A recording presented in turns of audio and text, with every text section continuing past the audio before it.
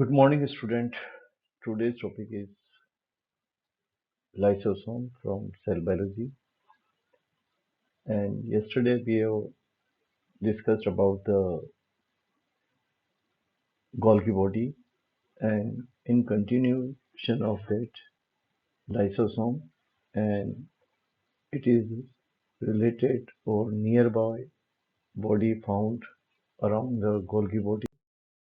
So it's an introduction. It's a membrane-bound organelle. ये एक ऐसा कोशिकांग है जिसके ऊपर एक मेम्ब्रेन आच्छादित रहती है और ये यूकैरियोटिक सेल्स के साइटोप्लाज्म कोशिका द्रव्य के अंदर पाया जाता है जिसके अंदर पाचक द्रव्य पाए जाते हैं which contain the digestive enzyme या पाचक द्रव्य. They are found in animal cells के अंदर पाई जाती है. And while in plant cell, there are some roles performed by the vacuoles. Plant cell के अंदर इसका जो काम एनिमल सेल के अंदर है लाइसोसोम का, वो प्लांट सेल के अंदर रिक्तिका के द्वारा किया जाता है.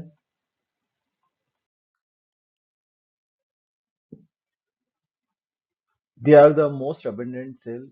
ये बहुतायत में पाई जाती है और related with the enzymatic reaction, enzyme reaction के लिए रेस्पॉन्सिबल है.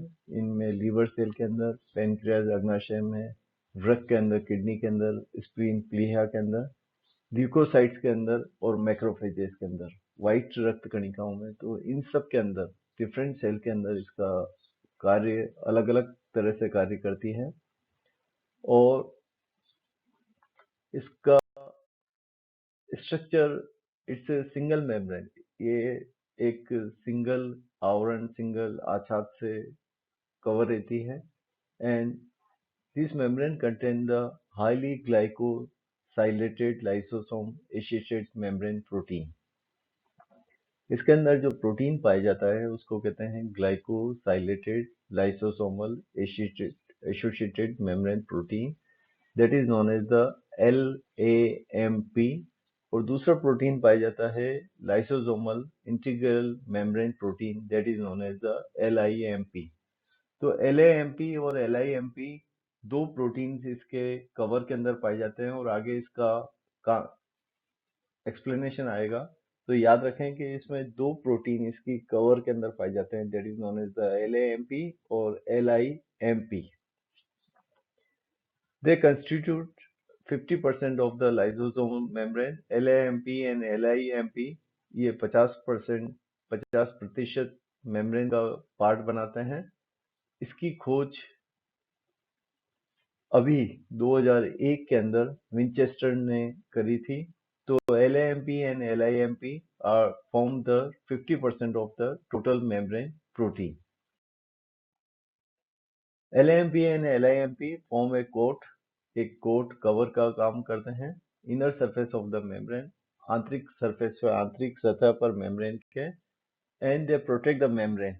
ये बचा के रखते हैं मेम्ब्रेन को from the attack of numerous hydrolytic enzyme retain within the lysosome.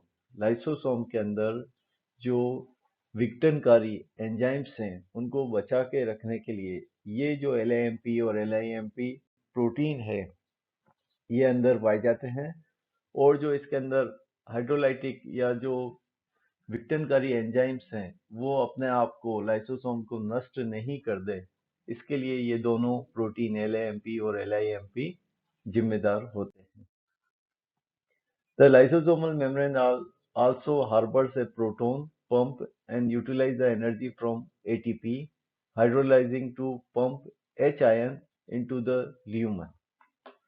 The lysosomal membrane, lysosome की जो कवर है, आच्छाद है, ये एक प्रोटॉन पंप रखता है जो यूटिलाइज करते हैं एनर्जी फ्रॉम एटीपी को यूज करते हुए ये तोड़ देते हैं और इसके अंदर जो H आयन बनते हैं ये H आयन इसके बाहर निकाल देते हैं. और ये जो एटीपी टूटती है, एटीपी टूटने के कारण इसका विघटन होता है और अंदर H आयन का कंसंट्रेशन सांद्रता बढ़ जाती है और इसी सांद्रता के कारण लाइसोसोम की जो नेचर है या प्रकृति है वो अम्लीय होती है और इसके टूटने से H आयन कंटिन्यू अंदर बढ़ते रहते हैं, जिसके कारण ये इसकी सांद्रता अम्लीय हो जाती है। ये ओकुमा एंड पुलेन ने 1978 के अंदर डिस्कवर किया था कि लाइसोसोम की प्रकृति अम्लीय क्यों होती है। The primary function of the lysosome is the degradation of the extra and intracellular material. Lysosome का प्रारंभिक कार्य तोड़ना है, विघटन है बाह्य और आंतरिक कोशिका के मटेरियल को, पदार्थ को। For this purpose lysosomes are filled with the hydrolase. इसके अंदर एक एंजाइम पाया जाता है जिसको हाइड्रोलेज कहते हैं और इसके अंदर 40 से अधिक एंजाइम पाए जाते हैं और इन 40 में से 6 मुख्य तरह के मुख्य एंजाइम्स होते हैं। ये हैं प्रोटीएसेस जो प्रोटीन का डाइजेशन करते हैं, प्रोटीन के ऊपर कार्य करते हैं। लाइपेजेस लिपिड या वसा पर कार्य करते हैं। अमाइलेज कार्बोहाइड्रेट पर कार्य करते हैं जो शुगर को तोड़ने का काम करते हैं। न्यूक्लियस जो न्यूक्लिक एसिड्स को, न्यूक्लिक अम्ल को तोड़ते हैं और फॉस्फोरिक एंड एसिड मॉन्स्ट्रेट जो फॉस्फोरिक एसिड और एस्टर्स को तोड़ने का कार्य करते हैं। The lysosomal enzymes are collectively called as the hydrolase. ASE जहां पर आता है पहले ही बता चुका हूं, वो तोड़ने का काम करते हैं। तो लाइसोसोम एंजाइम्स को संयुक्त रूप से हाइड्रोलेज कहते हैं। The hydrolase cleaves the substrate by the addition of the water molecule. ये हाइड्रो यानी पानी, ये पानी के साथ सबस्ट्रेट के ऊपर जिस पदार्थ के ऊपर हो उनके अंदर ये पानी के मॉलिक्यूल के साथ जुड़कर अपना कार्य करते हैं, इसलिए इनको नाम दिया है hydrolases. Most of the lysosomal enzyme function in the acidic medium. इसकी प्रकृति क्योंकि अम्लीय है तो ये सारे एंजाइम्स ज्यादातर अम्लीय माध्यम में कार्य करते हैं। Hence they are called the acid hydrolase, क्योंकि ये अम्लीय प्रकृति में काम करते हैं। वाटर का होना जरूरी है, पानी का मॉलिक्यूल होना जरूरी है। That's why they are known as the acid, अम्लीय, water and hydrolase तोड़ने का काम करते हैं। They are known as the acid hydrolases. Here you can see the beautiful picture of the lysosomes. ये सिंगल मेम्ब्रेन, सिंगल आच्छाद कवरण पाया जाता है और ये जो अंदर पूरा है 40 तरह के एंजाइम्स इसके अंदर पाए जाते हैं। लाइसोसोम्स कहाँ प्रोड्यूस होती है? Lysosomes are manufactured by the budded into the cytoplasm by the Golgi apparatus with the enzyme inside. Vesicles, secretory vesicles और दूसरी वेसिकल्स, 3 तरह की वेसिकल्स कलम में गोल्गी बॉडी के उसमें ट्रांसफेस से निकलती है। उसके अंदर से छोटी छोटी पुट्टिकाओं के रूप में ये लाइसोसोम्स गोल्गी बॉडी के अंदर प्रोसेस होती है और वहां से ट्रांसपोर्ट होती है और वहां से विदलन के द्वारा, संकीर्णन के द्वारा, कंस्ट्रिक्शन के द्वारा उससे गोल्गी बॉडी से अलग होती है और उन जब वेसिकल्स के टूटने से जो एंजाइम्स होते हैं वो रूप ले लेते हैं लाइसोसोम्स का। The enzymes that are within the lysosomes are made up of the rough endoplasmic reticulums. ये जो एंजाइम्स इस लाइसोसोम में पाए जाते हैं ये रफ एंडोप्लाज्मिक रेटिकुलम के अंदर प्रोसेस होते हैं and they are delivered to the Golgi body. Rough endoplasmic reticulum से गोल्गी बॉडी के अंदर ट्रांसपोर्ट वेसिकल्स के द्वारा, ट्रांसपोर्ट पुट्टिकाओं के द्वारा और लास्ट में ये टूटकर विदलन के द्वारा डिफरेंट प्रोसेस से लाइसोसोम्स का निर्माण करते हैं। So there are cis form and this is the trans phase, cis phase, trans phase, forming phase, maturing phase। और यहाँ पर ये जो गोल्गी बॉडीज हैं इनके जो लास्ट सिरे हैं ये बड़े हो जाते हैं और यहाँ संकीर्णन के द्वारा, विदलन के द्वारा, कंस्ट्रिक्शन के द्वारा ये पुट्टिकाओं का निर्माण होता है जिनका प्रारंभिक फॉर्मेशन या निर्माण एंडोप्लाज्मिक रेटिकुलम में चालू हुआ था, अंतःप्रदेवीय जालिका में हुआ था। यहाँ ये प्रोसेस हुआ प्रोसेस होने के बाद में ये पैकेट के रूप में यहाँ सर एक सिंगल मेम्ब्रेन, सिंगल आछाद के अंदर जो पुट्टिकाओं का निर्माण होता है उसको प्राइमरी लाइसोसोम्स कहते हैं। ये प्राइमरी लाइसोसोम्स आगे जाके किसी भी दूसरी रिक्त कणिकाएं जिसमें भोज्य पदार्थ हो सकता है, कोशिकांग हो सकता है, उनसे जब ये जुड़ जाती है, they are known as the secondary lysosomes. Secondary lysosomes are fused by the primary lysosome with the phagosomes. Primary lysosomes किसी भी दूसरी बॉडी से, दूसरी रिक्तिका से अगर जुड़ेगा और जो बॉडी बनाएगा उसको द्वितीयक लाइसोसोम या सेकेंडरी लाइसोसोम्स कहते हैं।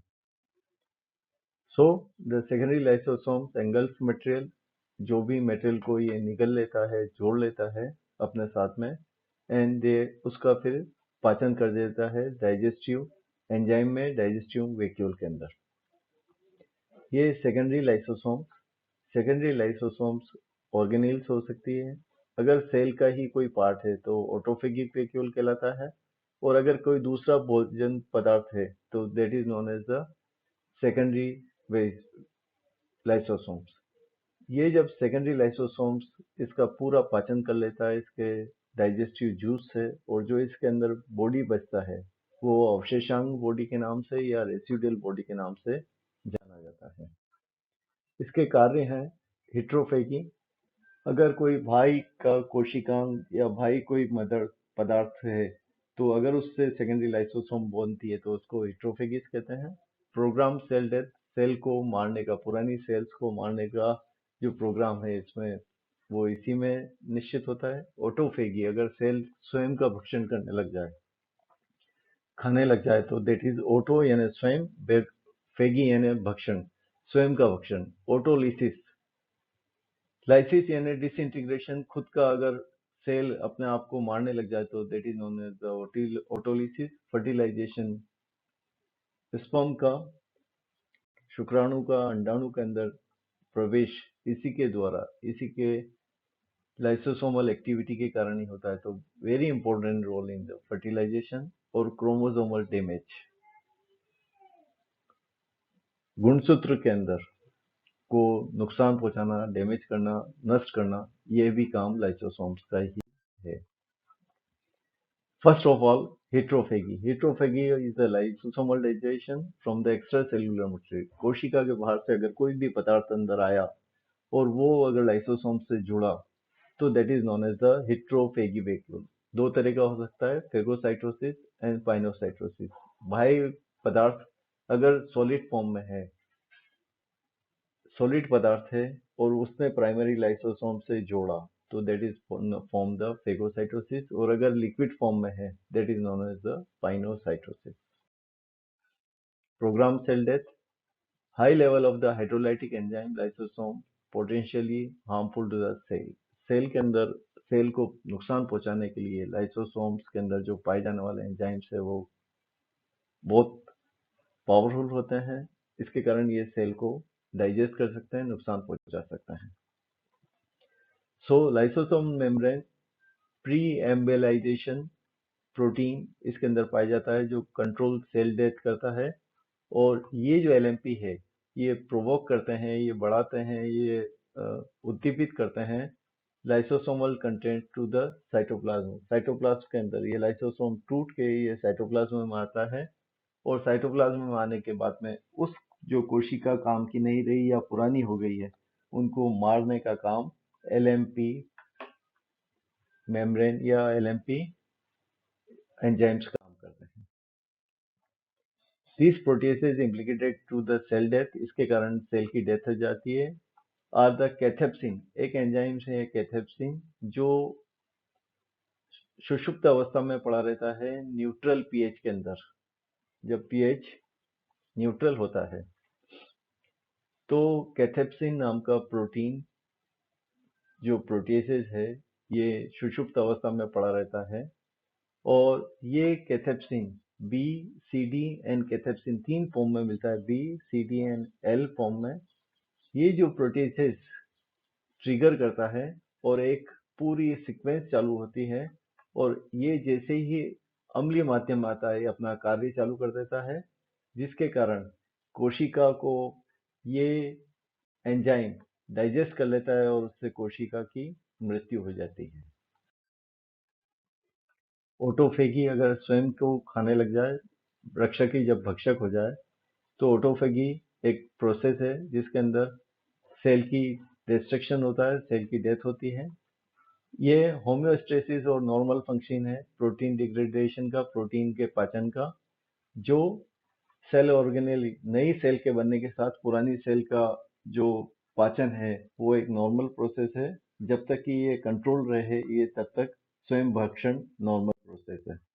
ऑटोलिसिस जब लाइसोसोम अपनी ही सेल का पाचन करने लग जाए बिना पहचाने में, इसका एक बहुत बढ़िया एग्जाम्पल है एम्फीबिया मेटामॉर्फोसिस। एम्फीबियम में जो कायांतरण होता है और जो कीटों में कायांतरण होता है वो ऑटोलिसिस, लाइसोसोम का ऑटोलिसिस का कार्य है। पूंछ जो एम्फीबियन फ्रॉग के अंदर जो लार्वा के अंदर पूंछ होती है वो कैथेप्सिन प्रोटीन और ऑटोलिसिस डाइग्रेडेशन के कारण जब एनिमल बड़ा होता है, जब मेंढक बड़ा हो जाता है तो इसमें पूंछ गायब हो जाती है। ये अच्छा एग्जाम्पल है लाइसोसोम के डाइजेशन। फर्टिलाइजेशन, फर्टिलाइजेशन के अंदर जो एक्रोसोम्स हैं उसके अंदर बड़े बड़े जाइंट लाइसोसोम्स पाए जाते हैं जो स्पर्म के हेड के अंदर पाए जाते हैं।